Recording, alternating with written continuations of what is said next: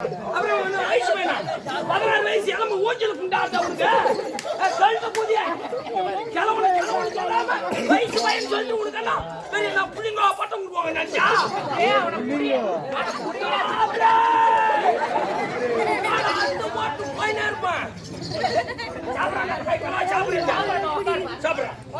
இப்ப நான் சாப்பிடுறது நீ பாப்ப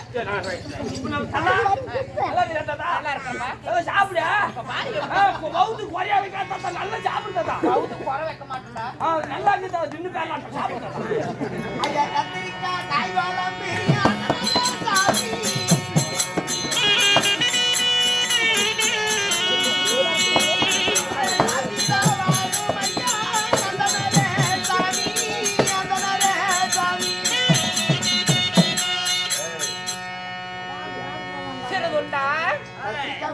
கருவாடு மாதிரி இருக்கு நல்லா சோ அபிஷ்டு எனக்கு அந்த மாமிசம் எல்லாம் பிடிக்காது அப்பனா மாட்டு கறி மட்டும் 1.5 கிலோ எடுத்துறேன் அட அபிஷ்டு அது போன் பண்ணி எனக்கு வேற கூப்பிடுறாங்க டேய் பராண்டி வாடா கால் கிலோ மீறி ஆயிடுறா வாடா என்னப்பா கத்திரிக்காய் கூட்டு அது பொருளா நீ மெம்மேலும் அபிஷ்டு மெம்மேலும் தவறுகளை செய்து கொண்டு இருக்கிறாய் என்ன சாமி சொல்றீங்க கத்திரிக்காய் நல்ல தொக்கு நல்ல எண்ணெயில போட்டு வறுத்து செய்வோம் செம்மையா செய்வோம் டேய் நான் சொல்றத கேளுடா கத்திரிக்காய் என்பதெல்லாம் எதிர்த்துட்டானே மக்கா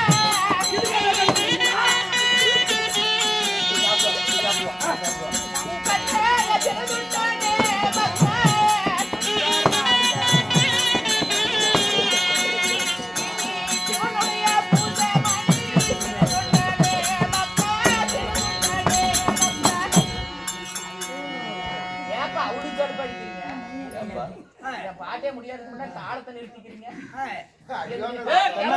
என்னுடைய பாட்டில் என்ன பிழையை கண்டுபிடித்து விட்டீர்கள் கத்திரிக்காய் இருப்பா மூக்கடெல்லாம் போகுது கத்திரிக்காய் என்பதல்ல சிவனுடைய பூஜை மணி அதனால இத போய் சமைத்து வைத்திருக்கிறாய் எப்படா சாதம் உண்ணுவது அபிஷ்டு எங்க ஆத்துல இதெல்லாம் நாங்க சாப்பிட மாட்டோம் நீ ஆத்திரத்துல எல்லாம் குளத்துல பூல்ல ரயில வந்து கேட பூண்ட ஏடா கத்திரி கத்தன மாட்டே திங்க மாட்டல திங்க மாட்டே ஓமன் மாதிரி கிளம்பறாங்க ஓயா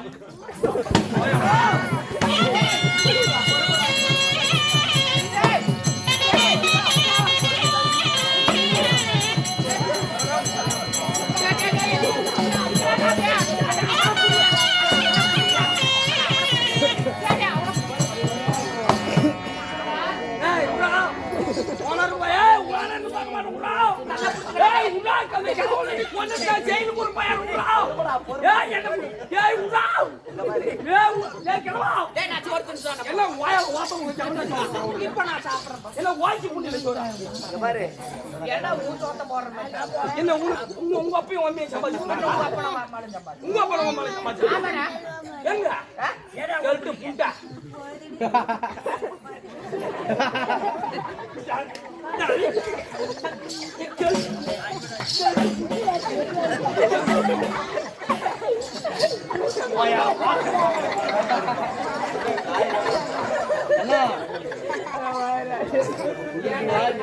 முடிவராட்டம் தெரியுதா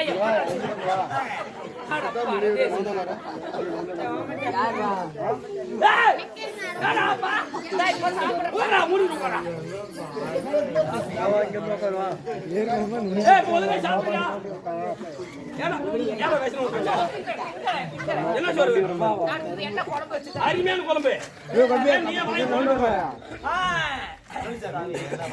வாய் குழந்தை மாதிரி குழம்பு சரி இதெல்லாமே சாப்பிட மாட்டேங்கிறீங்க வேற என்னதான் வேணும் அதையாவது சொல்லுங்களா இங்க பாருப்பா முருங்கைக்காய் என்பதெல்லாம் சிவனுடைய ஜடாமுடி முருங்கைக்காய் என்பது சிவனுடைய சடாபாரம் சடாமுடி ஆமா அதனால அதையும் நான் சாப்பிட மாட்டேன் அவரைக்காய் சமைத்து வைத்திருக்கிறேன் அவரைக்காய் என்பதெல்லாம் சிவனுடைய நகை கண்ணு அதையும் நான் சாப்பிட மாட்டேன் வாழைக்காய் என்பதெல்லாம் சிவனுக்கு என்னடா கமண்டலம்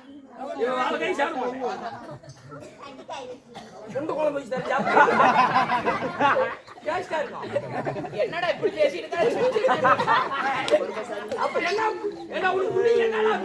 வேணுமா நண்டு குஞ்சு வேணுமா உனக்கு என்னடா வேணும் மாமிசம் எல்லாம் முன்ன மாட்டேன். அதுதான் தின மாட்டேன். இது காய்கறி என்ன முட்டையா? இதெல்லாம் சிவனுடைய உடலையே சமைத்து வைத்திருக்கிறேன். என்ன அப்புறம் என்ன கோயால வாக்கையாங்க?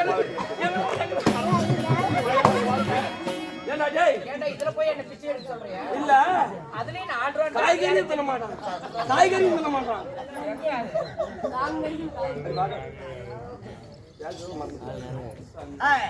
என்ன பேசணும்? சரி சாப்பிடு. அதான் சாப்பிடுறே இல்லையா? இங்க பாருப்பா. டேய் இல்லடா. நான் சாப்பிடுறேன். நான் சாப்பிடுறதாக இருந்தாலும் நான் கேக்குற சாதத்தை கொடுத்தால் நான் உன்னுடைய அன்னமடத்துல நான் சாதம் உண்ணுகிறேன். என்ன வேண்டும்? இங்க பாரு. எனக்கு வந்து ஒரு குழந்தை கறிய எனக்கு சமைத்து போட வேண்டும். ஒரு பச்சை குழந்தையை சமைக்க வேண்டுமா? ஆமா. எப்படி? அது எப்படி? 32 வகையா சமைத்து போட வேண்டும். ஒரு பச்சை குழந்தையை எப்பேற்பட்ட குழந்தை? எப்பேற்பட்ட குழந்தை? தாய்க்கு தலைமகனாக இருக்க வேண்டும். ஒருத்திக்கு ஒரு மகனாக இருக்க வேண்டும். அழகிலே சிறந்தவனாக இருக்க வேண்டும். படிப்பிலே சிறந்தவனாக இருக்க வேண்டும். இப்பேற்பட்ட குழந்தையை நீ வந்து நரபலி கொடுத்து எனக்கு சமைத்தால் மட்டுமே அன்னமடத்தில் சாதம் உண்ணுவேன். தம்பி கஷ்டப்படாத. அம்மா நீங்க வந்து 2 அடி போட. ஒருத்திக்கு ஒரு மகன், தாய்க்கு தலைமகன். 5 வயது அறியாத பருவம். அவனும் அறிவு ஆற்றல் உடையவனாக இருக்க வேண்டும். அப்பேற்பட்ட மகனை கொண்டு வந்து பலி கொடுத்தால் சாதம் உண்ணுகிறேன். அவனை 32 வகையா வெட்டி சமைக்கணும். அவனை சமைக்கும் பொழுது அவனை சமைக்கும் பொழுது உன்னுடைய மனைவியாக வட்டவள் எப்படி கண்ணீரே இல்லாம சிரித்த முகத்தோடே நாம் சமைக்க வேண்டும். 1000 ஆண்டு தவம் இருந்து அதுல ஒரு அறுபுத்திரன் ஆண் மகன் பிறந்தால் எவ்வாறு மகிழ் அடிவாரோ சந்தோஷத்தோடு இருப்பாங்களோ அது போல அந்த குழந்தைய அறுக்கும் பொழுது 32 வகையா சமைக்கும் பொழுதும் அவளு சந்தோஷத்தோட சமைச்சு உனக்கு சாதமிட்டா சாப்பிடுவேன். ஆமாப்பா.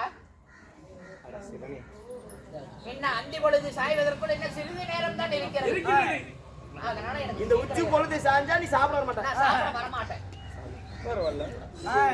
சாதத்துக்கு நான் தயார் செய்கிறேன். அப்படியா? உடனடியாக போய் தயார் செய். நான் போய் எல்லாம் கரெக்ட் பண்ணி உள்ள வந்தா இல்ல போய் சர்வேஸ்வரா பரமேஸ்வரா ஆதிலிங்கேஸ்வரா எனக்கு வந்த கொடுமை யாருக்குமே வரக்கூடாது. யாரா போய் கேட்டா யாரு பெத்த பிள்ளைய போய் கேட்டா நம்ம பிள்ளை கொண்டு போய் பலி வெட்டினு எவனாச்சும் கொடுப்பாங்களா? என் பிள்ளைய பலி கொடுக்கணும் யாராவது வாய்ப்பேல சாமி. எந்த பெத்த தாயும் தான் பிள்ளையை கொண்டு போய் கொல்லுங்கன்னு சொல்லி எந்த பெத்த தாயும் கொடுக்க மாட்டாங்க. என் குடும்பமே வேறற்று போனாலும் நான் செய்யக்கூடிய சிவன் பூஜைக்கு இடையோர் வரக்கூடாது. என்ன அதாவது எந்த குழந்தைய கேட்டாலும் யாரும் பலி கொடுக்க மாட்டாங்க. கையில தேங்காய் வச்சுக்கிட்டு மட்டைக்கு ஏன்டா ஊர் போறாங்க? ஊரு பேரு அலையணும். அதனால 5 வயது அறியாத பருவம், கொஞ்சம் வயது குழந்தை பருவம், பாடசாலை செல்லக்கூடிய என் மகனாகி சீரால் இருக்கிறான். என் மகனாகி சீரால்லையே வெட்டி இன்னைக்கு பலி கொடுக்கணும். அதனால என் மனைவியாகப்பட்ட செங்காட்டு நகை அழைத்து என் மகனாகி சீரால் நாளை தர சுவாமி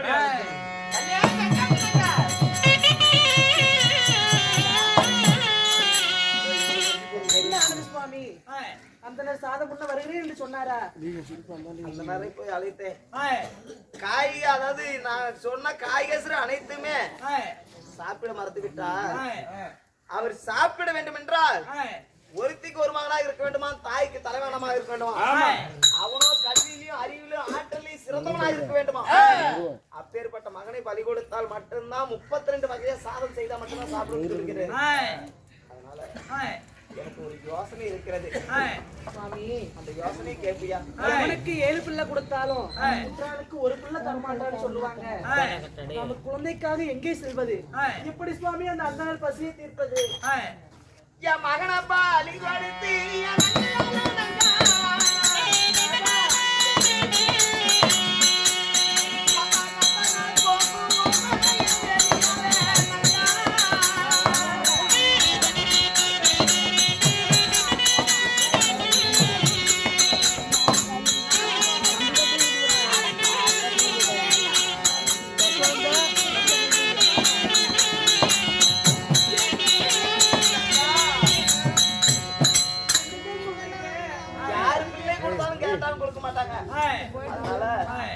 நான் மகனாகிய சீராளனை அழைத்து அவனையும் வெட்டி பலி கொடுக்கலாம்.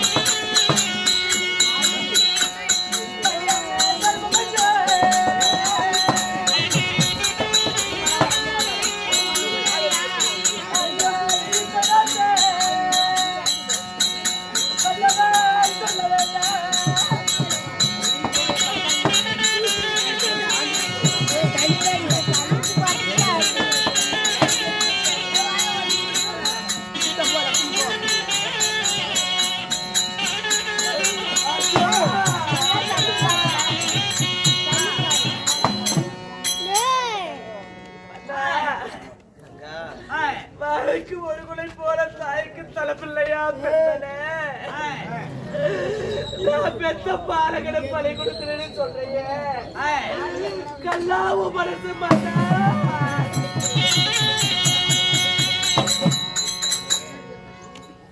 படியறக்கும் பரம்பொருள் சிவபெருமான் நம்மளுடைய வாழ்க்கையில் விளையாடுகிறார். அந்த சிவபெருமான் மகனுக்கு பதிலா என் மனைவியவே கேட்டிருந்தாலும் உன்னை வெட்டி படி கொடுப்பேன். என் நீதி நேர்மை அறம் நெறி தவறாத வாழக்கூடியவன். இந்த அந்தனர் ஒரு நாளைக்கு ஒருத்தராவது நம்ம அன்னவனத்துல சாப்பிடாவிட்டா நான் செய்யக்கூடிய சிவன் பூஜைக்கு இது பங்கு வந்து நேரம். மகனை வெட்டுன்னு சொல்றீங்க. மகனை வெட்ட வேண்டாம். மன்னா நீ எத்தனை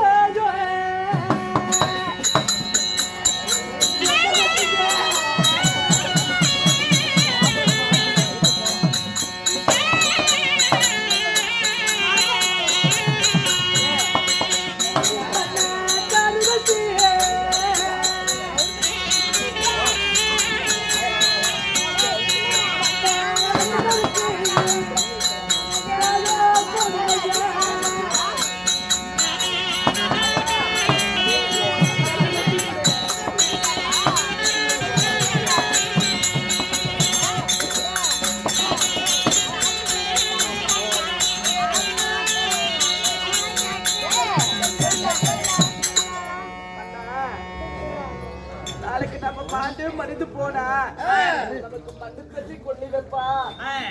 வருவோருக்கும் போவோருக்கும் கை கொடுப்பா. என்ன பெத்த அப்பா அம்மா செத்து போயிட்டாங்கன்னு சொல்லி என்ன கைப்பூடமா சுடுகாடு வரைக்கும் தூக்கிட்டு போவா. அவளை வெட்டாத, அவளுக்கு பதிலாக என்ன வெட்டுட்டானே.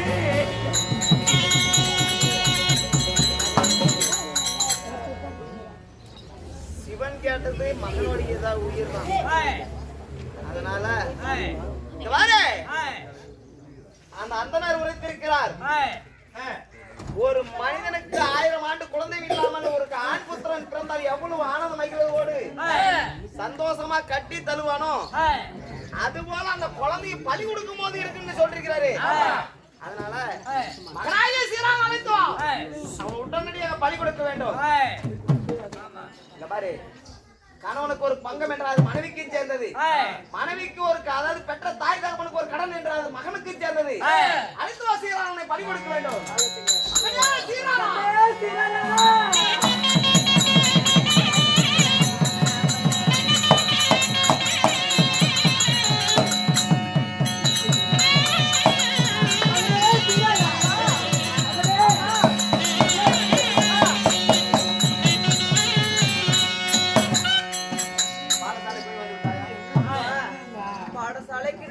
நன்றாக சென்று வந்து விட்டேன்.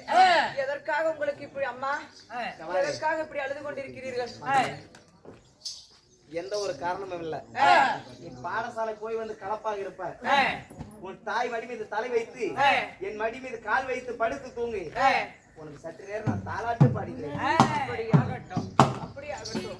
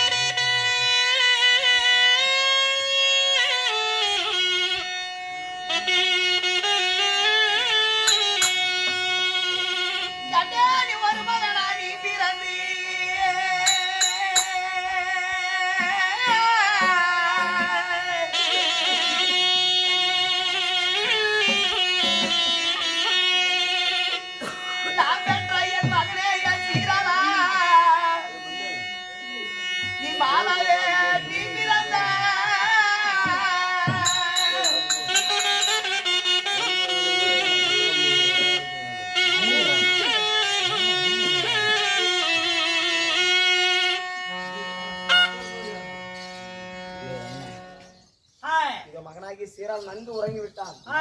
இதுதான் தக்க இந்த நேரம்.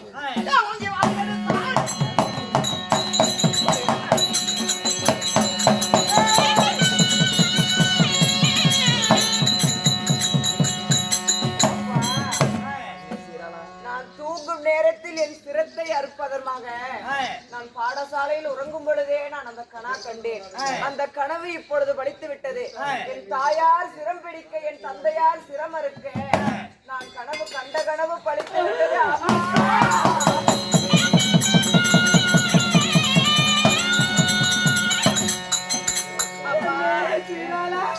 அம்மா, எதற்கும் அஞ்சு கலங்க வேண்டாம். அந்த முனிவராகப்பட்டவரோ அவரோ என்னுடைய உடலை உங்களுக்கு வெட்டி பலியாக அவருக்கு சமைத்து கொடுக்க வேண்டும் என்று சொல்லியிருக்கிறார். தூங்கும் போது என் சிரத்தை அறுத்தால் அவர் அதிலையும் ஏதாவது ஒரு குற்றம் சொல்லுவார். அதனால நான் கண் விழித்துக் கொண்டே இருக்கிறேன். அப்பொழுதே என் சிரத்தை வெட்டுங்கள் அப்பா. என்ன ஒரு மகனாக உலகால என்ன ஒரு மகனாக பெற்றெடுத்து என்ன தூங்க வச்சியா கலந்துருக்கிறீங்க. நான் முடிச்சிருக்கும் போதே வெட்டுங்க. நான் சந்தோஷமா என்னுடைய உயிர் போகட்டும்.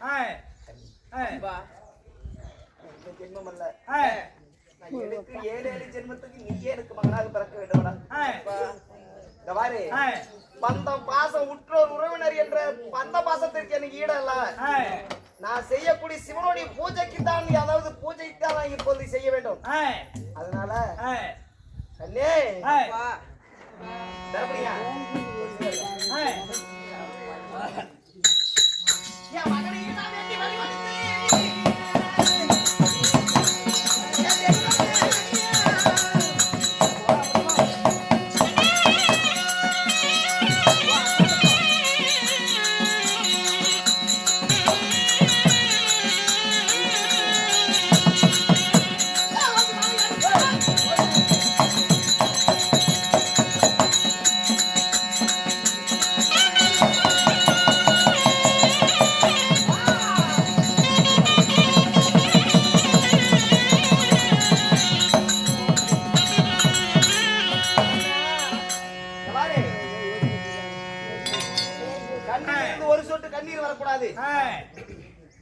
அப்படி கண்ணீர் வந்தால் நம்ம செய்யக்கூடிய சிவனுடைய பூஜைக்கு பங்கு வந்துவிடும்.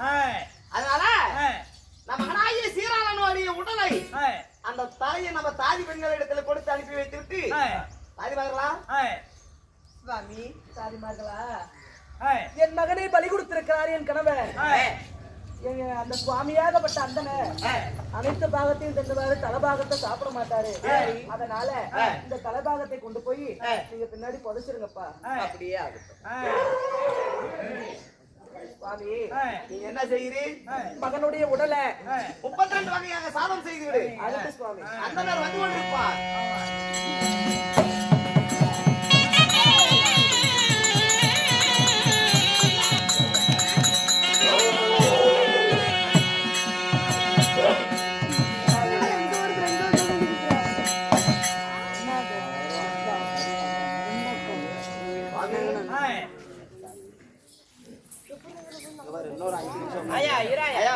சீராளனுக்கு உசுறு கொடுக்காம யாரும் போக கூடாது. புத்தி மாச்சாடே. வணக்கம் ஐயனே. வணக்கம். நீங்க என்னுடைய அரவணைக்கு வந்தது மிகவும் எனக்கு ஆனந்த மகிழ்வடைது. அதனால சொன்ன மாதிரி 32 வகையா சமைச்சியா? சொன்னது போலவே ஒருத்திக்கு ஒரு மகன், தாய்க்கு தலைப்பிள்ளை. அப்பேற்பட்ட படிப்பிலையும் கல்வியிலையும் அறிவிலையும் ஆற்றலையும் சிறந்த வீர மகனை உனக்காக 32 வகையாக சமைத்திருக்கிறேன். அப்படியா? சாமி, என்னுடைய அரவணைக்கு வாங்க. அப்படியா?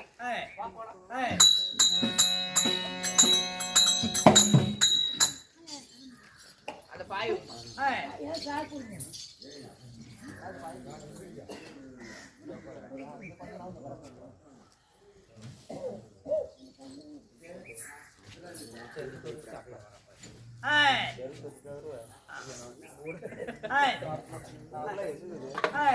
திருதண்டா, எங்க வாழை இலையை போடவும்? இலை கூட அதுக்கு அவருமா வாழை எல்லாம் எல்லாமே ஏமா எங்கம்மா வேற எடுத்துட்டா இருக்குது, சோத்த போடுங்கம்மா. வளத்தை எடுத்துட்டு நான் சாதம் உண்ணுவதாக இருந்தாலும் என் பக்கத்துல யாராவது அமர்ந்தால் தான் நானும் சாப்பிடுவேன். அதனால நீயும் உட்காரு, உனக்கு ஒரு இலையை போட சொல்லி நீயும் சாப்பிடு. நான் சாப்பிட்டு நீங்க சாப்பிடு. இல்லப்பா, நான் வந்து துணையோட தான் சாப்பிடுவேன். அதனால நீயும் சாப்பிடு. நான் யாரையும் பார்க்க வச்சு சாப்பிட மாட்டேன். உன்னுடைய கணவருக்கு ஒரு இலையை போடுமா. இது மாலுக்கு பாதி பாதி இலையா நினைச்சுக்கலாம். அப்புறம் அப்படித்தான் பண்ணணும். இருமா, பாதி பாதி இலையாவே வச்சுக்கிட்டோம். சரிதா அப்படின்னா சிறுதொண்டா, என்னை ஏமாற்றி விட்டாய் பசியா. எனக்கெல்லாம் வெறும் எலும்புகளாய் வைத்து விட்டு நீ சதக்கரியெல்லாம் எடுத்து வைத்து விட்டாய். அதனால நீ தலைக்கறியெல்லாம் நீதான் தனியாக சமைத்து நீ சாப்பிடுவேன்னு நினைக்கிற. அநேகமா நல்ல கறியெல்லாம் எனக்கு வச்சுக்கிட்ட, நல்ல கறியெல்லாம் அதாவது உனக்கு வைத்துக் கொண்டு நாடி நரம்பெல்லாம் எனக்கு வச்சிருக்கிற. அது தலைக்கறி எல்லாம் அப்புறமேட்டு சாப்பிடலான்னு உள்ள வச்சிருக்கிற. இதையும் சாப்பிடுங்க. இங்க பாருப்பா, தலைக்கறி எங்க? எல்லா கறியும் இருக்குது, தலைக்கறி எங்கப்பா? எங்க வச்சுக்கிறாங்க கேட்டாங்களா? அனைத்துமே சாதத்தை செய்துட்டோம். ஆனா இந்த தலை மட்டும் தாதிகிட்ட கொடுத்து புதைக்க சொல்லிட்டோமே. யாரிடத்துல போய் பேசுகிற? நீங்க சாதம் உண்ணுவதற்காக நீங்க 11 வகையை சமைத்து வச்சிருக்கிறீங்க. அந்த தாதி பெண்ணை கூப்பிடு. ஏன் அவ்வளவு செலுப்பு? உங்களுக்கு மகனாகப்பட்ட சீராளன் தலையை கொடுத்தனே. ஆமா ஆமா அம்மா, நீங்க கொடுத்தீங்கல்ல, அழகப்பட்டு என்ன கூறியது என்று தெரியுமா? தலை பேசிடுச்சா? ஆமாங்க. என்ன சொன்னது? அண்ணா சுவாமி, தலையாகப்பட்டது அந்தனர் வருவார். அந்தனார் வருவார் என்று 16 விதமாக அந்தனர் என்னை தேடி வருவார். அதனால 11 வகையாக இந்த தலையை கறி பிரிச்சு வைங்கன்னு சொல்லி அந்தனருக்கு என்கிட்ட அந்தனருக்கு தலைக்கறி என்றால் மிகவும் பிடிக்கும். அதனால 11 வகையா சமைத்து வைங்க என்று அந்த சிரமம் உங்களிடம் பேசி சொல்லிட்டீங்க. அதனால 11 வகையா சமைச்சு வச்சிருக்காங்க. எடுத்து அந்த போட அந்த கறியை. மிகவும் நன்றி. அதை எடுத்துக்கொண்டு எடுத்துட்டு வா. ஒரு புடி பிடிக்கலாம். முடிஞ்சுதான் மத்த வேலை. எங்கடா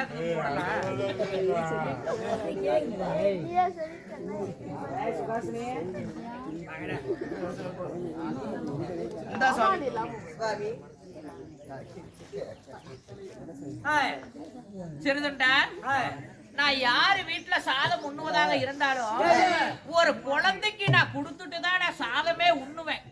அதனால உன்னுடைய வீட்டுல குழந்தைகள் யாராவது இருந்தா வர சொல்லு, நான் சாதம் கொடுத்து விட்டுதான் நான் பிறகு சாதம் உண்ணுவேன். எனக்கு அப்படி ஒரு பழக்கம் இருக்கிறது. நீங்க சாப்பிடுங்க சாமி. என்னுடைய வம்சத்திலேயே கிடையாது. நான் யாருக்காவது சாதத்தை ஒரு கையாவது பிடித்து கொடுத்து விட்டு குழந்தைகளை பார்த்து கையில பிடித்து கொடுத்துட்டு தான் நான் சாப்பிடுவேன்.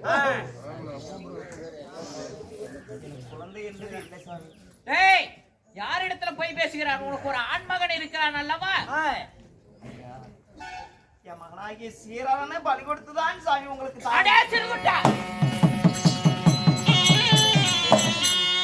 என்ன வார்த்தை கூறினாய்? மகனாகி சீராளன் தான் சாமி வெட்டி 32 வகையை சாதம் செய்தேன். யாரிடத்துலடா போய் பேசுற? இப்பதான் நான் சாதம் உண்ணு வரும்பொழுது வீதியில உன் மகனாகப்பட்ட சீராளன் விளையாடி கொண்டிருந்தான். யாரிடத்தில் போய் பேசுகிறான்? ஆமா, அசலாத்து மாணவர்களோடு விளையாடி கொண்டிருந்தான். நீ இதுவரைக்கும் சொன்னதெல்லாம் நான் கேட்டுக்கிட்டு இருந்தேன். இந்த ஒரு வாரத்தை மட்டும் நான் ஏத்துக்க மாட்டேன். என் மகனை என் கையால தான் வெட்டினேன். வீதியில் நின்று உன் மகனை கூப்பிடு. அவன் வந்தாலாச்சு, வராது விட்டா என்னை வெட்டுன.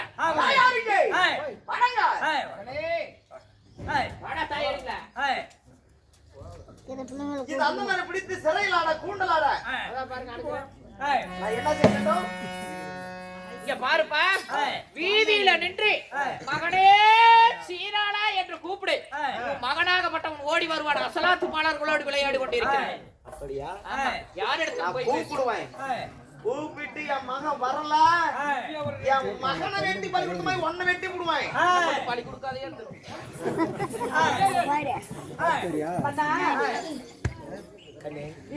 மகனாகப்பட்ட சீராளனை கூப்பிடு என்று அந்த சொல்லியிருக்கிறார். மகனாகப்பட்ட சீராளனை கூப்பிடலாமா?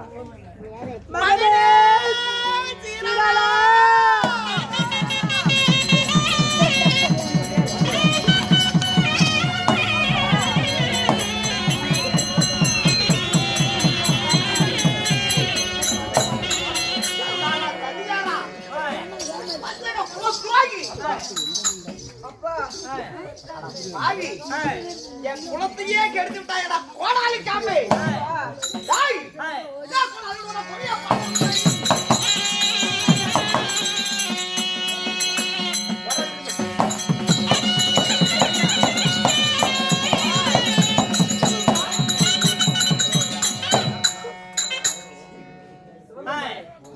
அம்மா நான் மட்டும் என்ன பாவத்தை செய்தேன் ஏன் சாமி என்னை இப்படி சோதிக்கிறான் பத்தா உன்னி ஜென்மத்துல நீ எப்படி வரப்பட்டவன்? முன் ஜென்மத்திலே அதாவது நான் கர்ணனாகவும் என் மனைவியாகப்பட்ட அதாவது வெங்காட்டு நகர் பொன்னுரையாகவும் என் மகன் விஸ்வகேதாவும் இருந்தார். அப்பொழுது தானத்தில் 32 தானங்கள் பரந்த தானம், சொர்ண தானம், கன்னி தானம், பூ தானம், போதானம், வஸ்திர தானம் 32 தானத்திலே 31 தானத்தை வாரி வாரி வழங்கினார்.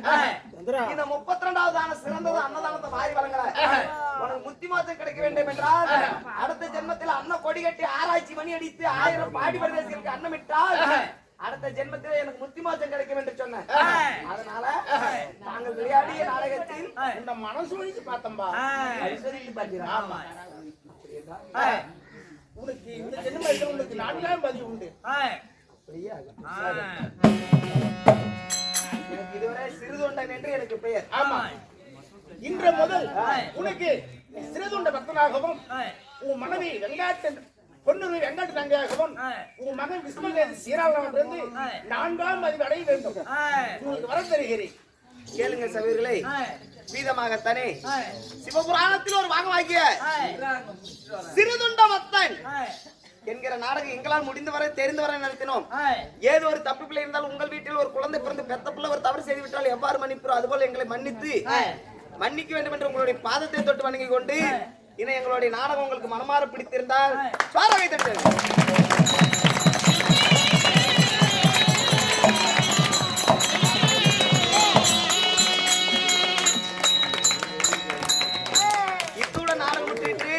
அனைவரும் அவரவர் நன்றி நன்றி வணக்கம்.